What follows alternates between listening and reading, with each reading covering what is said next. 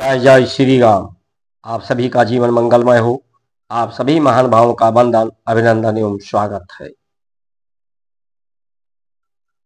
पंछी करे न चाकरी, अजगर करे न काम, दास मलूका कह गए सबके दाता राम।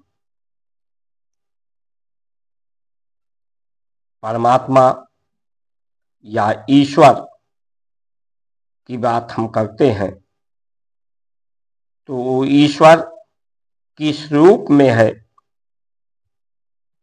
इसे भी हमें अनुभव होना चाहिए। ये जो स्वर चल रहा है शरीर में, जितने भी प्राणधारी हैं, इस स्वर से ही ईश्वर है। स्वर से ही संसार का, शरीर का अनुभव है। ये स्वर की गति शरीर में ना हो तो कोई भी व्यक्ति ना कोई अनुभव किसी कर्म का कर सकता है, ना कोई उसे जानकारी हो सकती है, ना उसे कोई दुख होगा, ना कोई सुख होगा। यानी कर्म का आधार, संसार का आधार, शरीर का आधार ये स्वर है, ईश्वर है, जो परम पवित्र है। परमानंद का पर्याय ही है, जो परम पवित्र है, परम आनंदित है, परम शांति है। उसी का योग है, सहयोग है, संयोग है इस शरीर के साथ। इसे अनुभव करना। शब्द सूचक है। जिस तरह से जात कर्म का सूचक है, ये लोगों में भेद करने का सूचक नहीं है, भेदभाव पैदा करने का सूचक नहीं है, लेकिन जात के अनुसार कर्मों का सूचक समाप्त हुआ है। आज जात सिर्फ आरक्षण के लिए ही जात की सूची है, जात की सूचना है, जात सूचक है, जिसमें लोगों को पिछड़ा, अति पिछड़ा, दलित की परिभाषा से परिभाषित किया। ये मनुष्य मानव जीवन का अपमान है, उपहास है, हास्य है, परिहास है। जैसे मनुष्य, इससे मनुष्य की हंसी, खुशी, प्रसन्नता, संतुष्टता समाप्त होती जा रही है। मनुष्य एक दूसरे पे हंस रहा है, दूसरे का उपहास, हास, परिहास कर रहा है। वो समझ नहीं पा रहा है कि जिंदगी उस पर हंस रही है, उसका जीवन, उसका हास, परिहास, उपहास उड़ा रही है। सच को ना बोला जा सकता है शब्दों के माध्यम से, ना पढ़ा जा सकता है, ना लिखा जा सकता है। पढ़ते पढ़ते जुगमुया पंडित भया न कोई, ढाई अक्षर प्रेम का पढ़े सो पंडित होय। लेकिन झूठ को बोला जा सकता है। संसार झूठ है, संसार का धर्म झूठ है, कर्म झूठ है, संसार का हर काम झूठ है। इस झूठ को हम झूठ कह सकते हैं। ये झूठ को झूठ कहना और झूठ को झूठ के रूप में स्वीकार कर लेना ही सत्य है। आज लोग झूठ को झूठ के रूप में स्वीकार नहीं करते कि हमने जो वादा किया वो झूठा था, क्योंकि सत्य का इरादा नहीं है। झूठ को झूठ स्वीकार करने का इरादा नहीं है। मनुष्य की भूमिका क्या है? भूमिका तो ये भूमि की है, मिट्टी की है। वही प्रकाश तत्व, अग्नि तत्व, जल तत्व में परिवर्तित होता है। वही जल तत्व, पृथ्वी तत्व, भूमि तत्व में परिवर्तित होकर बीज तत्व में परिवर्तित होता है।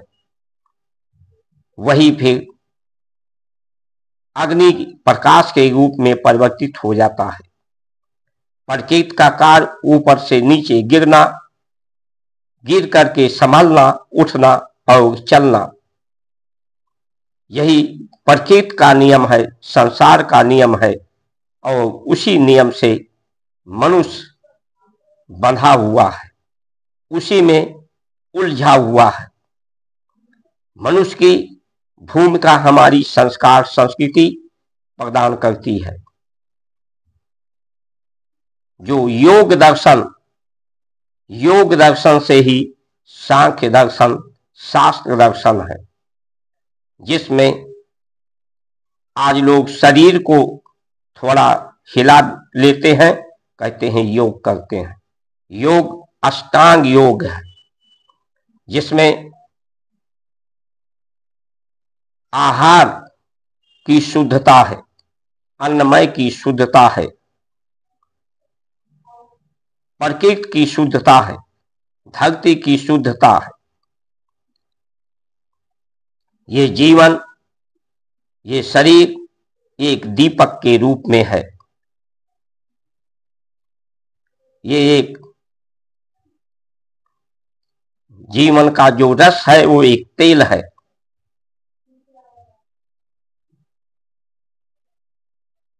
जो इसके कर्म है वो बाती है। शरीर एक पात्र है जो जल रहा है। ये जल कर पवित्र कर रहा है, प्रकाश दे रहा है, अंधकार को समाप्त कर रहा है।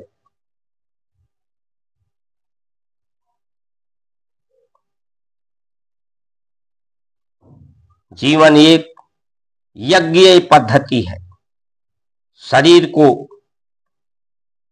शरीर के कर्मों को, संसार के तत्वों वस्तुओं को स्वाहा करके इस शरीर को समिधा बनाकर हवन होम कर देना से जीवन प्राप्त होती है।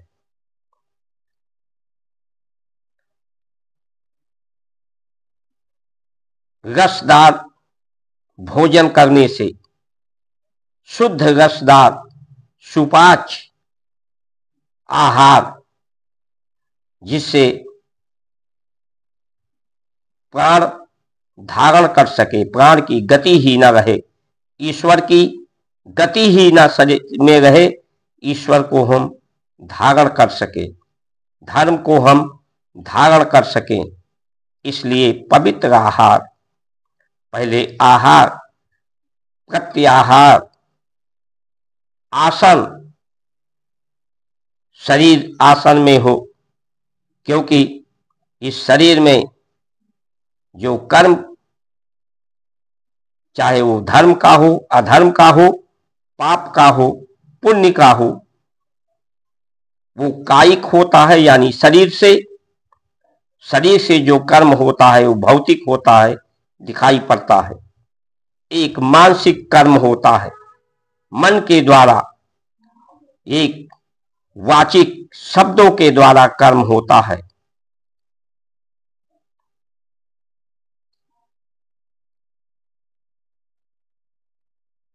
इसलिए जब आहार शुद्ध होता है, प्रत्याहार, फिर आसन, प्राण जो ईश्वर के रूप में है उसे वो धारण होता है। जब प्राण एक पड़ाव में रुकता है,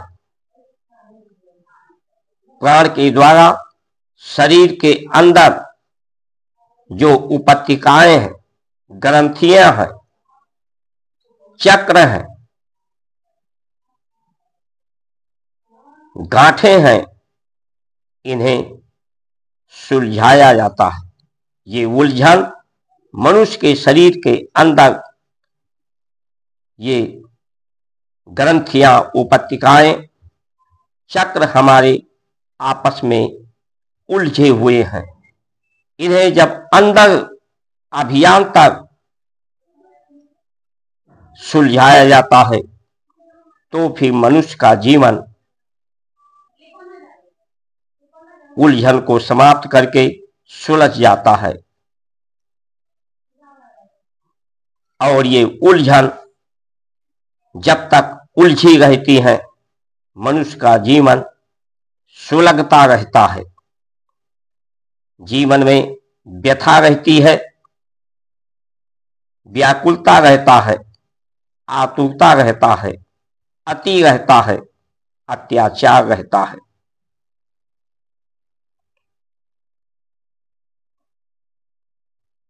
भारत की संस्कार संस्कृति, सनातन धर्म ही मनुष्य की श्रेष्ठ भूमिका का निर्धारण करती है। यही श्रेष्ठ भूमिका मनुष्य के मन के बल को, मानसिक बल, आत्मिक बल से आत्मीयता का भाव, अपनेपन का भाव सब में पैदा होता है।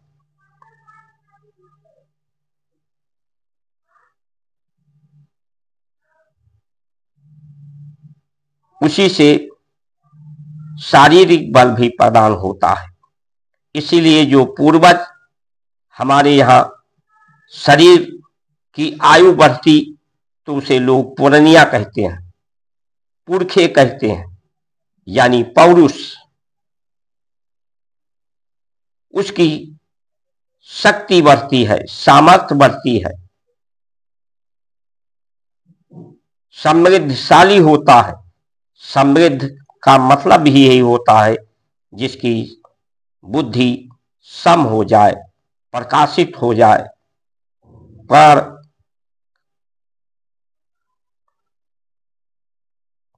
से इसका दीपक जलने लगे, बुद्धि में ज्योति आ जाए, जिसे त्रिनेत्र भी कहते हैं, विवेक कहते हैं।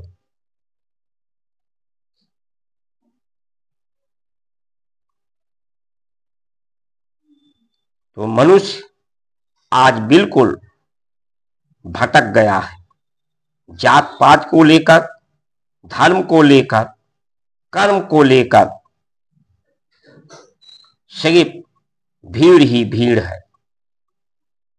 भीड़ बढ़ती जा रही है क्योंकि व्यक्ति उसी परम पिता परमेश्वर का अंश है जो शांति उपाय है, आनंद उपाय है, पवित्र उपाय है। इसीलिए मनुष्य अपने को शांति रखने के लिए, शांति की अवस्था को प्राप्त करने के लिए नशे का सहारा लेता है। नशीली पदार्थ जिससे उसे शांति मिलती है कुछ क्षण के लिए। काम वासनाओं का, शरीर का सहारा लेता है दूसरे के शरीर से, जिसे उसे कुछ क्षण के लिए शांति का अनुभव होता है, आनंद का अनुभव होता है, जिससे आबादी बढ़ती है, बीमारी बढ़ती है। मनुष्य की सामर्थ्य और शक्ति विहीन मनुष्य होता है।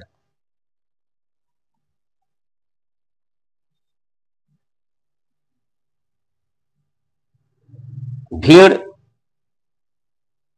बढ़ने से आज लोग कहते हैं विकास, किस चीज का विकास करेंगे, क्या नया करेंगे। आज से नया अनुभव, लोग नया आविष्कार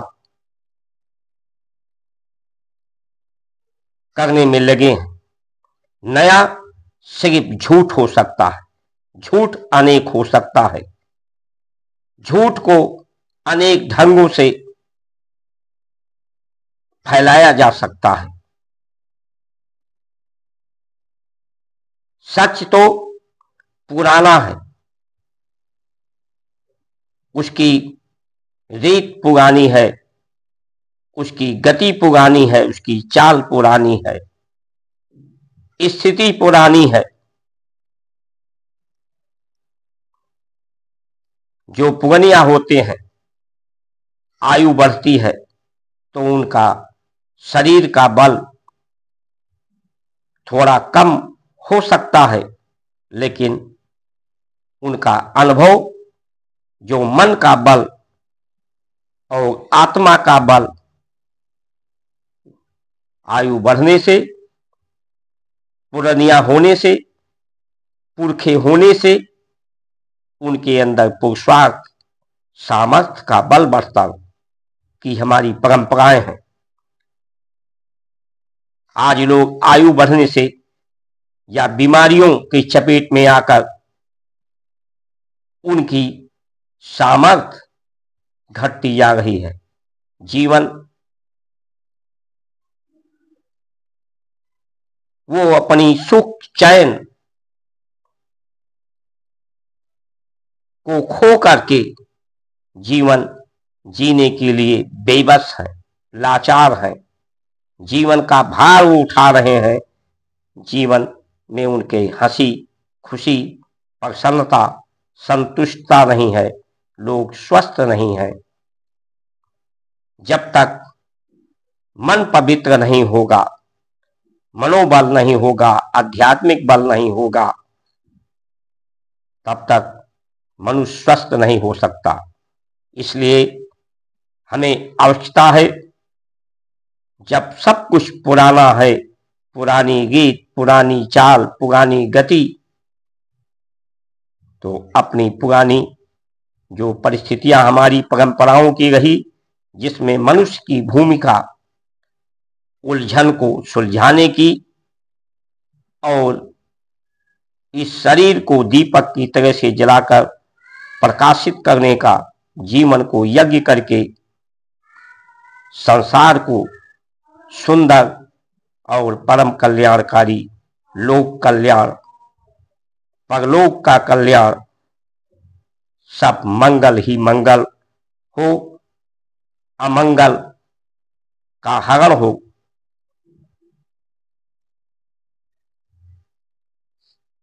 इन्हीं वचनों के साथ आप सभी का सुमंगल कामना करते हुए जय श्री राम।